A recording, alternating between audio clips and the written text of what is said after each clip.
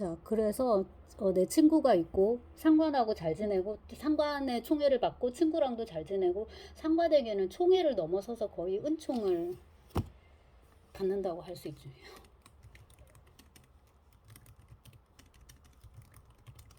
그 다음에 이제 여기에 결정적인 사건이 하나 개입을 하는데 이게 뭐냐면 이 슌코프가 바시아 슌코프가 리자라는 아가씨를 사모해 왔습니다. 근데 이제 리자 아르제미에반가 이런데 이제 이 아가씨는 그 약혼자가 있었어요. 근데 그 약혼자가 1년째 어디 가가지고 안 오는 거예요. 그랬다가 1년 뒤에 다시 돌아왔는데 결혼을 한 거예요. 딴 여자랑. 그래갖고 이제 리자가 바샤의 청혼을 받아들인 거죠. 근데 이제 정말로 사랑했기 때문에 이러저러 주변적인 상황보다는 그녀가 나를 선택했다. 드디어 내가 이제 그녀와 결혼하게 된다라는 거예요. 지금 너무 뻗쳐 있는 상황인 거예요. 그리고 때는 설날. 전후한 이제 그런 그 시기인데요. 제가 다시 읽으면서 날짜를 세보니까 딱 2박 3일이더라고요. 그래서 그 아르까즈한테 막 바세가 달려와가지고 아, 나 너무 신났어. 리자가 나랑 결혼해준대라고 말하고 하룻밤. 그리고 이제 일을 해야 되는데 일이 너무 안 되는 거예요. 그 아르까즈가 괜찮아. 너는 능력이 있으니까 일을 할 수가 있을 거야. 그 일이 뭐냐면은 그 일리아 마스타코비치가 맡긴 그 서류 일인데 그걸 집에 가지고 와서라도 하더라고요. 괜찮아. 너 지금 할 수 있어. 조금 뭐 밤에 조금 더 일을 많이 하거나 하면 되잖아. 그랬더니 또 이게 슌코프가 문제가 뭐냐면 신년 인사를 가야 되는 거예요. 이 사회생활의 압박, 이게 엄청난 거예요. 경조사, 인사드리러 가야 된다. 이 얼굴 도장 찍어야 된다. 이것 때문에 안 돼. 신년 인사를 돌아다녀야 돼. 내가 방명록에 이름을 써야 돼. 내가 가지 않으면은 나를 되게 무례한 사람이라고, 배은망덕한 사람이라고 생각할 거야. 그 다음에 이제 리자가 청혼을 받아줬으니까 이른바 예비 처가댁을 또 가야 되는 거예요. 근데 그 집도 또 되게 화사하게 묘사를 해놨어요. 꼴롬나에 있고 그 집이 장모가 될 사람도 너무 좋고 빼쟁까 여기도 이름이 있는데 남동생, 그러니까 내 리자의 남동생이니까 처남 또 너무 좋고 다 너무 좋게 돼 있어요. 그래서 얘도 가야 돼, 보러 가야 되고 그 다음에 선물, 신년 선물도 사야 되고 선물을 사려면 또 쇼핑을 또 해야 되잖아요. 이러저런 일이 있어요. 그러니까 이제 아르까지가 친구야 걱정하지 마. 방명록은 내가 말하자면 출석 대신해줄게. 내가 이렇게 서명해줄게. 아무도 모를 거야. 그리고 너가 바빠가지고 안 왔다고 해서 누가 뭐라고 하지도 않을 거야. 라고 이제 얘기를 했음에도 불구하고 슌코프는 계속 이 스트레스를 받는 거예요. 그러면서 또 갈 때는 다 가요. 그러니까 방명록에도 아르까지가 가가지고 대신 이제 그 이름을 쓰려고 보니까 이미 슌코프가 서명을 한 거예요. 그래서 집에 와보니까 이제 얘가 또 와 있는데 너 도대체 언제 가서 했냐. 그러니까 일은 안 하고 또 거기 가서 한 거예요. 자, 이런 식의 이제 이야기인데 그러다가 이제 결국에는 미치게 되는데 내가 이거 일을 끝내야 되는데 못 끝내서 어떡하지? 내가 이렇게 급무태만, 그러니까 이렇게 중요한 일을 맡겨주셨는데 못 끝내서 나를 벌하면 어떡하지? 그리고 이제 이때는 그 벌 중에 하나가 군대 보내는 거였던 거예요. 그러니까 이게 사실 감옥 가는 거랑 이제 비슷한 건데 이런 식으로 이제 강박관념에 시달리는 거죠. 그래갖고 관청을 가가지고 저 할 수 있다고. 제발 저 군대 보내지 말라고. 그 다음에 이제 얘가 그 몸이 좀 안 좋거든요. 저는 저 같은 놈은 군대 보내도 제대로 일도 못 할 거라고. 이런 식으로 이제 미쳐버리는 거예요. 그러니까 사람들이 깜짝 놀라는 거죠. 저 사람이 왜 미쳤냐고. 그래서 그 이 바시아 슌코프의 이런 내적인 어떤 그 운동성, 이 사람의 심리의 운동성을 보면 1번은 뭐냐면, 어, 나 같은 사람이 어떻게, 다시. 나는 이런 행복을 받을 자격이 없어. 그러니까 내가 사랑한 여자가 나의 청혼을 받아주고, 그 다음에 상관이 나를 이렇게 이쁘게 해서 보너스까지 주고, 친구가 이렇게 막 나를 무신양면으로 도와주고, 나같이 이렇게 미천한 몸이 이런 행복을 누리다니, 이건 정말 말이 안 돼. 이거거든요. 이제 번역본은 98쪽입니다. 이제 앞서 말씀드린 이제 그런 거. 근데 이게 되게 이제 섬세한 어떤 심리적인 콤플렉스를 포함하고 있다라는 건데, 대개 보면은 양보적이에요. 천안 출신임에도 지위와 수업이 있고 내가 곱추이긴 하지만 약간 그렇고, 그러니까 되게 열등감을 과장을 하는데 그러니까 이렇게 자기를 되게 낮춤으로써 뭐라 해야 되나, 동시에 이제 자기 존재를 증명하고 싶은 이제 그런 건데, 제가 지금 울적해가지고 말이 좀 안 만들어지는 건 있는데 여러분들이 다 공감할 것 같아요. 내가 뭐 키가 작은데 뭐가 어때서, 이거는 자기가 키가 작은 게 캥긴다는 거잖아요. 나 이래봬도 남자친구 있어요. 아, 누가 물어봤어? 근데 뭐예요? 이제 다른 사람들이 나는 20몇 살이나 됐는데 남자친구도 없을까봐, 사람들이 그렇게 생각할까봐 이 자의식이 이제 돋는 거죠. 네, 그 제아벌에서 라스콜리니코프의 아주 대표적인 대사. 이래봬도 제가 대학생이란 말입니다. 누가 물어봤니? 네가 대학생이든 말든 하나도 안 궁금해. 이제 그런 건데 그런 열등감이 이제 여기서 나오는데 이거는 마카르 제부시킨도 마찬가지였어요. 근데 이제 바시아 슌코프 같은 경우는 뭐가 더 여기서 도드라지냐면은 내가 지금 너무 행복한 거예요. 내가 이렇게 행복을 누릴 자격이 없는데 너무 행복해. 너무 행복하니까 다른 사람도 같이 행복했으면 좋겠어요. 이게 기존의 소설에는 기존이라고 해봤자 몇 개 안 되지만 가난한 사람들에는 없었는데 여기는 있어요. 분신이나 이런 데는 없었는데 여기는 있어요. 브라이슨에도 없고 약한 마음에는 그게 있어요. 내가 이렇게 행복한데 다른 사람들도 행복했으면 좋겠는데 다른 사람들 막 굶주리고 있고 막 슬퍼하고 뭔가 힘들어하고 아프고 죽어가고 있고 그게 너무 마음이 아픈 거예요. 내가 이렇게 행복하니까 다른 사람들도 다 행복하고 모두 다 부둥켜 안고서 야 너무 좋다 너무 좋다 이러고 막 사람들이 막 서로 초대하고 막 내 결혼식도 축하하고 네 결혼식도 축하하고 막 그렇게 됐으면 좋겠는데 그렇지가 않다. 이거를 어떻게 풀어야 될 것인가인데요. 그 소설의 제목이 약한 마음이잖아요. 이게 이제 러시아어로는 슬라보의 세르제, 약한 심장. 그 누가 보면은 뭐 심장이 안 좋은 걸로 이해할 수 있겠죠. 근데 아무튼 약한 마음을 우리가 번역을 하는데요. 그냥 제목만 보면 faint heart 혹은 weak heart에서 이제 약한 마음 이렇게 이제 영어로는 번역을 하는데 왜 작가가 슌코프에게 착한 마음이라고 하지 않고 약한 마음이라고 했을까라는 게 이제 느껴지는데요. 이 바로 심리의 모순 때문이 아니었을까?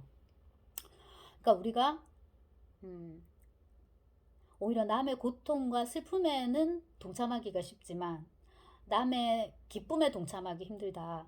내가 뭔가 좋은 일을 겪었을 때 진심으로 기뻐해주는 사람이 진짜 친구다. 이런 말을 하잖아요. 이것도 이제 비슷하게 볼 수 있는 거죠. 내가 이렇게 좋은데 너도 좋아야 돼. 이게 어떻게 보면 굉장히 강압적인 거고 바꾸면 내가 불행하면 니도 같이 불행해야 돼. 내가 이렇게 불행한데 니는 왜 행복해? 이렇게 되는 거고 타인에 대해서도 마찬가지예요. 저 사람이 저렇게 행복하면 나도 같이 행복해야 되고 저 사람이 저렇게 불행하면 나도 같이 불행해야 되는데 저 사람은 저렇게 불행한데 내가 이렇게 행복하면 너무 미안한 거예요. 이 죄책감이 느껴지는 거예요. 그래서 여기 이 소설이 되게 작은 소설이지만 우리가 후기작에서 보게 될 그 도스옙스키 주인공들 특유의 굉장히 비대해진 도덕감과 제의식 그런 거를 볼 수가 있어요. 진짜 코스모스죠. 저 별과 내가 연결돼 있고 저 사람과 내 사람이 내가 연결돼 있고 어디지 또 나이지리아인가 에티오피아가 또 무장 강도에 뭐 해가지고 사람들이 얼마가 죽고 그거 그 범죄와 또 내가 연결돼 있고 뿌틴이 우크라이나를 지금 저렇게 박살내고 있는데 우리가 또 관여되어 있고 그래서 그 관여되어 있음성 그러니까 바흐진이 도스옙스키 소설을 분석하면서 했던 말인데 그런 거에 대해서 이제 어쩌면 이 소설에서 처음 나왔다고 이제 할 수 있는 대목이고요. 슌코프가 이런 식의 복잡한 어떤 심리적인 그 흐름을 보인다는 거를 친구 아르까지는 알아요. 그래서 이제 아르까지가 그 얘기를 이제 풀어주고 제가 지금 말로 했던 건데 번역본으로는 여기 123쪽인 거죠. 그래서 너의 문제는 네가 선량하고 상냥하지만 문제는 너는 약하다, 약하다. 그러고 너는 몽상가다. 선을 감당을 해야 되는데 지금 수준에서 이 슌코프는 말하자면 관념을 사랑하는 거죠. 그러니까 관념을 사랑해서 사랑하는 걸 착하다고 하진 않으니까. 그리고 관념을 사랑해서 무슨 행동을 할 수 있는 게 아니니까. 그러면 이제 관념, 이데올로기에 대한 사랑을 가지고서 조금 더 거국적인 어떤 행동, 실천을 할 수 있을 텐데 그게 이제 뭐 혁명이나 이런 쪽으로 가야 되는데 그거는 이제 슌코프가 감당할 수 있는 게 아닌 거죠. 그러니까 더 후기작으로 이제 가야지만 가능한 건데 지금 이제 그게 되진 않는다는 거예요. 근데 요 소설 자체만 놓고 봐도 저는 뿌로하르치시보다는 훨씬 더 정감이 갔다고 이제 말씀을 드렸는데 너의 그 몽상이 이제 문제인 거다. 너 혼자만 행복하니까 너는 힘들고 고통스러운 거야라고 얘기를 하는데 존 레논의 이매진이 갑자기 생각이 났습니다. 네, 그래서 혼자서 이렇게 생각하면 이제 그거는 그냥 꿈을 따름이지만 그거를 많은 사람들이 같이 이제 이렇게 꿈을 꾸고 바꿀 수 있으면 현실에서 실현할 수 있으면은 이제 그건 또 꿈이 아니게 이제 이렇게 되는 거죠. 자, 여기까지가 이제 대충 이제 1번이고요. 그 다음에 이제 2번, 이 아이가 이제 이 아이가 아니고 이제 이 청년이 이제 미쳐가는 건데, 그 두 밤이 나오거든요. 1번 밤은 괜찮았어요. 근데 2번 밤에서는 이제 이틀째 잠을 못 자고 있으니까 사람이 이제 돌아버리게 되는 거예요. 잠을 자는데 못 자고 있는 거예요. 그 아르까지가 제거를 어떻게 해서라도 재워야 된다고 마브라한테 또 한여 이름은 또 마브라더라고. 체업 소설에서도 마브라인데 마브라한테 좀 재우라고 이렇게 하는데도 못 자는 거예요. 아르까지도 지금 비몽사몽이에요. 자다가 악몽을 꾸다가 깼는데 그것도 이제 슌코프에 대한 악몽을 꾸다가 깼는데 깨보니까 이 슌코프가 또 안 자는 거예요. 그러니까 침대에 없는 거예요. 그래서 일어나가지고 가서 보니까는 슌코프는 꿈쩍도 안 하고 앉아있어요. 책상에. 정서를 하고 있는 것이다. 갑자기 아르까지는 바샤가 바시아인데 이게 사실은 우리말로 바샤가 되는데 바시아거든요. 아무튼 바시아가 잉크도 묻히지 않은 펜을 놀려서 종이를 가르고 완전히 새하얀 페이지를 넘기면서 아주 훌륭하고 성공적으로 일을 하고 있느냐, 종이를 채우기 위해 바삐 서두르고 있는 것을 알아채고는 공포를 느꼈다. 이거 좀 제가 좀 번역을 해가지고, 이게 사실은 논문용으로 번역을 해가지고 되게 좀 문장이 많이 긴데요. 조금 가독성 있게 끊어주면 좋긴 하겠네요. 제가 번역했지만은. 이거 타이핑하기가 귀찮아가지고 그냥 그대로 가져왔는데, 그 핵심인즉 정서를 하지 않고 정서하는 척만 이렇게 하는 거죠. 막 이렇게. 그러니까 이렇게 완전히 이제 가버린 거죠. 그래서 이 장면도 되게 이제 호러인 거고, 그러고 이제 그 관청에 다음날 나가가지고서 저를 보내지 말아주세요. 제가 뭐 맨날 일을 안 한 것도 아니고 이번에 잠시 일했는데 맡겨주시면 제대로 끝낼 수 있어요. 막 이렇게 벌벌 떨고 막 이런 식으로 하는데, 더 황당한 거는 이게 이제 적반하장일 수도 있지만은 사람이 미안함을 너무 많이 느끼다 보면 욱해가지고 어느 순간 이제 이게 터지게 되는데, 내가 뭘 잘못했다고 나를 군대로 보내? 내가 다 잘하려고 한 거지 뭐 내가 일부러 그런 것도 아니고 뭐 내가 뭐 이런 일감을 맡겨달라고 했어 막 이런 식으로 오히려 욱하미식으로 나오는 거예요. 근데 이게 소설이 약한 마음이다 보니까, 즉 캐릭터가 약하다 보니까 아주 세게 나오지는 않아요. 그냥 이제 이걸로 끝이 나고 슌코프는 이제 갑니다. 정신병원으로 가게 되는데, 율리안 마스타코비치가 물어요. 야, 쟤 왜 이렇게 됐냐. 근데 이게 비꼬는 게 아니라 너무 안타까워하면서 왜 저 친구가 저 지경이 됐냐고, 저 친구한테 맡긴 일은 그렇게 중요한 것도 아니고 말하자면 설날이 지나고 나서 해도 되는데, 다른 사람들도 다 똑같아요. 못된 사람이 하나도 없어요. 그래서 슌코프가 이렇게 된데 환경 탓을 하기에는 환경이 너무 우호적이라는 게 또 이 소설의 문제예요. 정말 저 사람이 왜 저렇게 됐죠 하고 동료들도 물으니까 아르까지가 이사 블라가다르노스지, 그러니까 고마움 때문입니다 라고 말을 해요. 그러니까 나는 이런 행복을 누릴 자격이 없는데 나는 너무 행복하고 그것 때문에 나는 너무 고맙고 그래가지고 사람이 미쳤다, 이런 식의 결론인 거예요. 그래서 도무지 그 도스옙스키가 아니라면은 이거는 플롯으로 쓸 수 없을 만큼 굉장히 이제 황당한 그런 이제 소설이고, 그리고 이제 그 도대체 저 친구는 왜 미쳤을까, 이제 이 물음에 블라가다르노스 고마움 때문이 블라가 다르노스죠. 네, 고마움 때문이다라고 말을 한 다음에 이제 친구를 병원에 보내고, 얘가 또 꼴롬나에 들르더라고요. 논문 쓸 때 놓쳤는데 그 예비 처가댁, 그 친구 처가댁에 가서 여사한 일이 있었다. 모두 또 다 울고 너무 안타까워하고, 그러니까 다들 착한 사람들만 있어요. 그렇게 해가지고 이제 돌아가는 길인데 굉장히 추워요. 영하 20도였다. 그 네바강 풍경을 이렇게 아르까지가 바라보면서, 밤이고 춥고 이렇습니다. 네바강, 그 어둠이 내린 네바강을 바라보면서 뭔가 깨달았다 해요. 그 각성이 있어요. 근데 제가 이 소설에 대해서 이렇게 떠드는 것도 그 각성 때문인데, 저는 그게 느낌이 왔어요.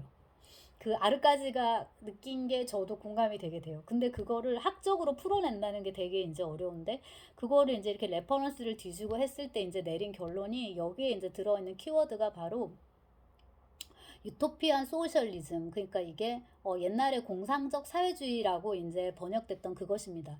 그러니까 이 소설에 이제 그런 어떤 사상적인 흐름이 들어가 있고, 도스옙스키가 그거를 소설화하고 싶었던 그 욕심이 이제 있는 거죠, 그죠? 그거를 근데 어떤 식으로 풀어가는가의 문제인데, 이게 주인공이 정서밖에 할 줄 모르는 이런 하급 관리에다가 골핏하면 열광과 흥분의 도가니에 휩싸이기만 할 뿐 아무것도 잘 못하고, 이 흐름을 잡아줘야 되는데 그 작가도 너무 어린 거예요. 27살밖에 안 되고, 그 다음에 소설도 너무 짧은 거예요. 근데 이 삽십조, 그러니까 프로하르친스보다 거의 한 2분의 1 그 정도밖에 안 되는데, 이 작품의 작가가 되게 애착을 느꼈던 것 같아요. 이제 이건 내가 나중에 공부를 하면서 찾은 부분인데요.